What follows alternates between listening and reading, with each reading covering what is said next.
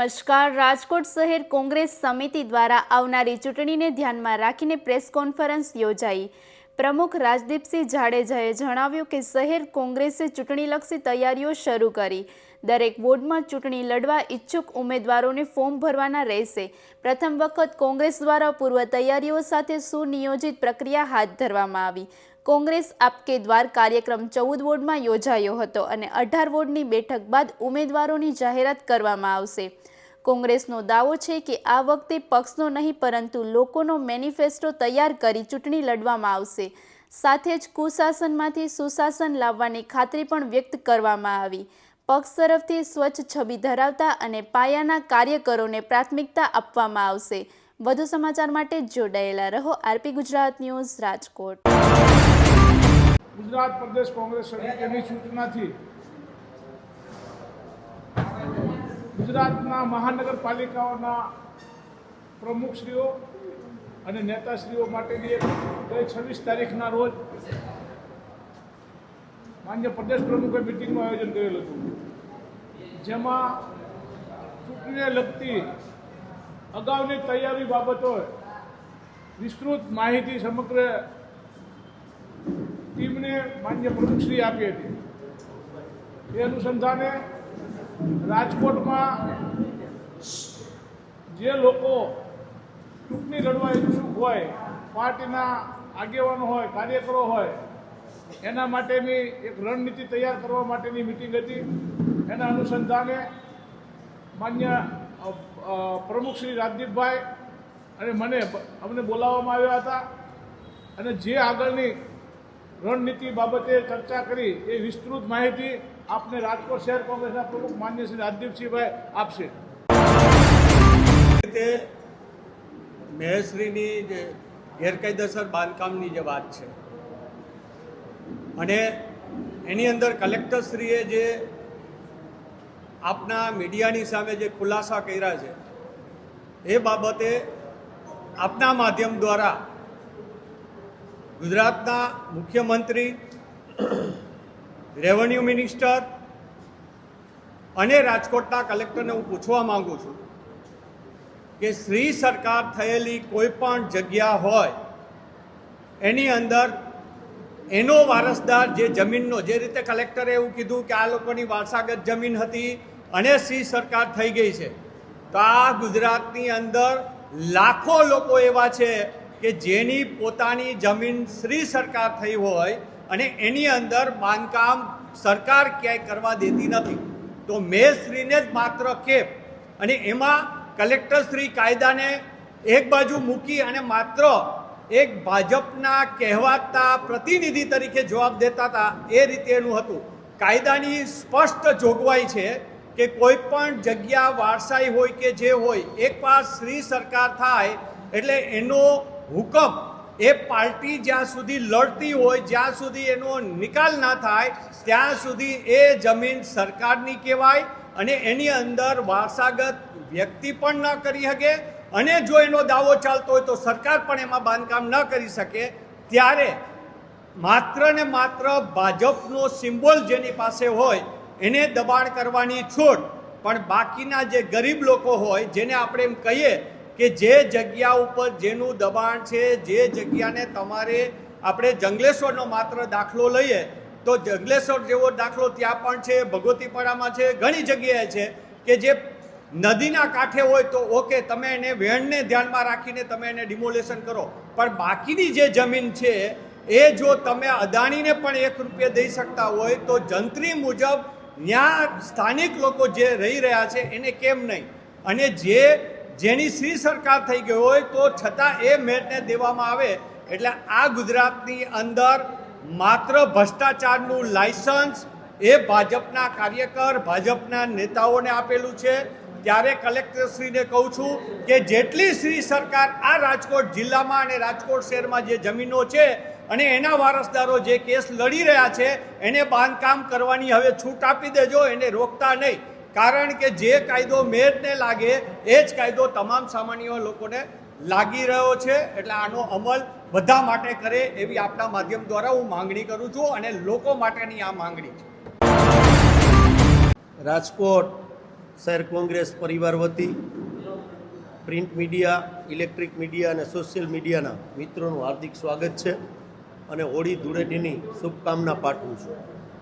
રાજકોટ શહેર કોંગ્રેસના અમારા સિનિયર મોસ્ટ આગેવાન અને ગુજરાત પ્રદેશ કોંગ્રેસના ઓબીસી ડિપાર્ટમેન્ટના પ્રમુખ ડૉક્ટર મહેશભાઈ, વિરોધ પક્ષના નેતા વશરામભાઈ તેમજ સમગ્ર પોલિટિકલી મેનિફેસ્ટો કમિટીના ચેરમેન ડૉક્ટર હેમાંગ સાહેબ વસાવડા સાહેબ તેમજ સિનિયર મોસ્ટ અને આંદોલનાત્મક કમિટીના ચેરમેન અને કોંગ્રેસને બળ પૂરું પાડનાર જસવંતસિંહ ભટ્ટી સાહેબ, યુવા સાથી ગોપાલભાઈ અનડકટ તેમજ અમારા ડીપી મકવાણા સાહેબ, મહામંત્રી પ્રદેશ કોંગ્રેસ તેમજ મહિલા કોંગ્રેસના પ્રમુખ દીપ્તિબેન, પૂર્વ NSUના પ્રદેશ અધ્યક્ષ આદિત્યભાઈ તેમજ મંચસ્થ આગેવાનો.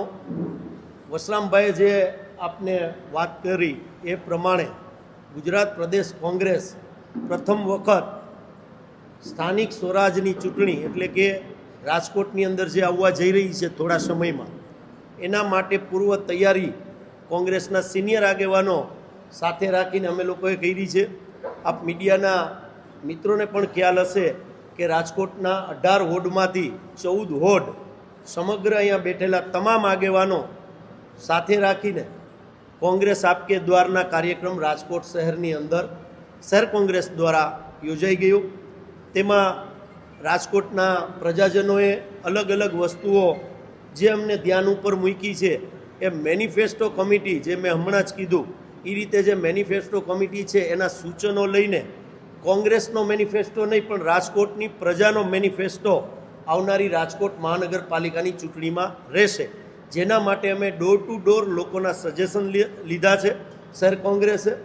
અને આજે જે આપ બધાને અહીંયા બોલાવ્યા છે ત્યારે ગુજરાત પ્રદેશ કોંગ્રેસના પ્રમુખ અમિતભાઈ ચાવડા સાહેબની સૂચના અનુસાર આજે અમે આ પ્રેસ કોન્ફરન્સ કરીએ છીએ.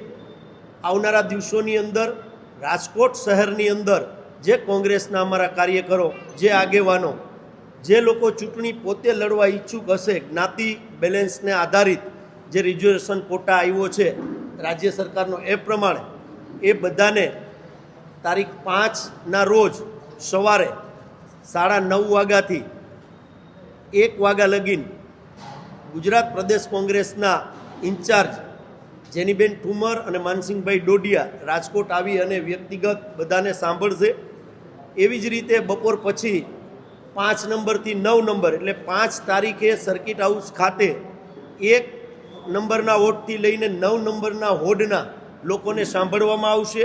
તારીખ 6ના રોજ સર્કિટ હાઉસ ખાતે 9 નંબરથી લઈને 18 નંબરના વોર્ડના લોકોને સાંભળવામાં આવશે. અને જે પ્રદેશ કક્ષાએથી હમણાં થોડી વાર પછી ડૉક્ટર સાહેબ કા વશરામભાઈ કે હેમાંગભાઈ તમને ફોર્મ બતાડશે, એ ફોર્મ ભરી અને ત્યાં આપવાનું રહેશે. એ પછી અમારું જે શહેર સંગઠનના પોલિટિકલી અફેર્સ કમિટીમાં અમારા સિનિયર લીડરો જે આવતા હોય, જે પાર્ટીની ગાઈડલાઇન્સ મુજબ, એ પોલિટિકલી અફેર્સ કમિટીની મિટિંગ મળશે. એ મિટિંગની અંદર એ નામને તારવવામાં આવશે. એ તારવ્યા પછી પ્રદેશ પ્રમુખશ્રી સાથે ચર્ચા કરી અને આવનારી મહાનગરપાલિકાની ચૂંટણીના રણનીતિ સ્વરૂપે યોગ્ય ઉમેદવાર જે લાગશે એને જાહેર ચૂંટણી પહેલાં નહીં કરીએ, પણ એમને કહી દેવામાં આવશે કે ભાઈ વ્યક્તિગત રીતે તમે આ વોર્ડમાં ઉમેદવાર તરીકે ફાઇનલ પાર્ટીએ તમને કર્યા છે, તમે આ ભારતીય જનતા પાર્ટીની ભ્રષ્ટાચારની મહાનગરપાલિકાની સામે કામે લાગી જાઓ.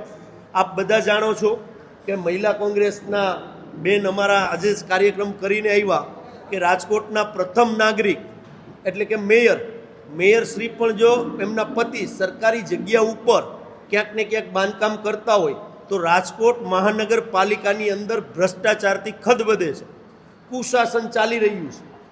અને મને પૂર્ણ વિશ્વાસ છે રાજકોટ શહેર કોંગ્રેસના પ્રમુખ તરીકે કે રાજકોટની જનતા જે જગ્યાએ અમે ફર્યા છીએ કે કોંગ્રેસ ઉપર વિશ્વાસ મૂકશે અને અમારું પ્રથમ બોર્ડ બનશે તો કુશાસનમાંથી સુશાસનમાં ફેરવવાની નેમ કોંગ્રેસ પાર્ટી આજે લે છે તમારી વચ્ચે. અને આવનારા દિવસોની અંદર જે જગ્યાએ ભારતીય જનતા પાર્ટી સીધો ભ્રષ્ટાચાર કરેલો છે, આવનારા દિવસોની અંદર પોલ ખોલ કાર્યક્રમ પણ ચોથી જાગીરના મિત્રોને સાથે રાખીને અત્યારે મેયરનો જેમ ચાલી રહ્યો છે એવી જ રીતે રાજકોટ મહાનગરપાલિકામાં જે ભ્રષ્ટાચાર ચાલી રહ્યો છે એ તમારી સામે પણ આવનારા દિવસોમાં લાવવાનો પ્રયત્ન સમગ્ર કોંગ્રેસની ટીમ, સિનિયર આગેવાનો અને જુનિયર આગેવાનો વતી અમે તમારી સમક્ષ મૂકશું. અમારો આ પ્રયત્ન એટલા માટે છે કે ભારતીય જનતા પાર્ટીનું શાસન વર્ષોથી અહીંયા ચાલી રહ્યું છે. સ્થાનિક સ્વરાજના પ્રશ્નોમાં નાના નાના પ્રશ્નો, રોજિંદા પ્રશ્નો જે પણ હોય એ પણ અત્યારે રાજકોટના નાગરિકોને ત્યાં જવાબ નથી મળતો. સામાન્ય પ્રશ્નની અંદર ત્યાં પણ એમને ધક્કા ખાવા પડે છે. અને ભારતીય જનતા પાર્ટીના જે કોર્પોરેટરો ચૂંટાઈને આવ્યા છે એ પણ આપ બધા મિત્રો જાણો છો કે એ પણ પોતપોતાના કામમાં બિઝી રહે છે કે લોકોના પ્રશ્નને વાચા આપવાનું કામ કર્યું નથી. ત્યારે અમે લોકોએ જે રીતે સમગ્ર રાજકોટની જનતાના પ્રશ્નને વાચા આપવાનું કામ કર્યું છે એ પ્રમાણે આપના માધ્યમથી પણ કહેવા માગું છું કે રાજકોટની જનતા પોતાનો જે મતાધિકાર છે આ વખતે વિચારી અને મતદાન કરે. આ જે ભ્રષ્ટાચારી અને કુશાસન જે ચાલી રહ્યું છે, કમિશન કોર્પોરેશન ચાલી રહ્યું છે, એનો બદલાવ આપના માધ્યમથી અપીલ કરું છું કે કુશાસનને સુશાસનમાં ફેરવવા માટે અને કમિશન કોર્પોરેશનને ફેરવવા માટે એક તક કોંગ્રેસને ફરીથી મોકો આપે તો અમે સુશાસનમાં ફેરવશું.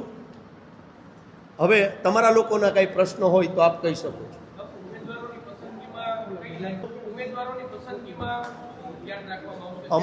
અમારે તો ખાસ કરીને અત્યારે જે કોંગ્રેસનો પાયાનો કાર્યકર હોય કે આજે હું તમને કહું છું કે સંગઠન સૂજન અભિયાન આવ્યા પછી રાજકોટ શહેર સંગઠન જે બનાવવામાં આવ્યું, જે કોઈ દિવસ બુથના કાર્યકરને પણ શહેર સંગઠનની અંદર સ્થાન આપવામાં આવ્યું છે. એવી જ રીતે જે વર્ષોથી કોંગ્રેસને ચટ્ટાનની ગોણે ભારતીય જનતા પાર્ટીની સામે મુકાબલો કરી અને વર્ષોથી 30 વર્ષ 40 વર્ષથી જે કાર્યકર ટકીને લડ્યો છે અને એનામાં પણ જો કેલિબર હશે અને એવા લોકોના પણ ફોર્મ આવશે તો એવા પણ ઉમેદવાર બનાવશું. જે યંગસ્ટાર આપના માધ્યમથી કહું છું કે કોંગ્રેસની વિચારધારા હારે જોડાયેલા હોય અને એ પણ ચૂંટણી લડવા માગતા હોય તો એવા લોકોને પણ અમે તક આપશું. ખાસ કરીને ભારતીય જનતા પાર્ટીના ચહેરાઓની સામે અમારા ચહેરાઓ નવા હશે. એ નેમ અમારી બને ત્યાં લગીને એવી નેમ હશે કે ભારતીય જનતા પાર્ટીના જે ઉમેદવારો છે એના કરતાં અમારા ઉમેદવારો એજ્યુકેશનથી લઈને સ્વચ્છ છબી ધરાવતા ઉમેદવારો હશે. આ પ્રથમ પ્રાયોરિટી કોંગ્રેસ પરિવારની રહેશે.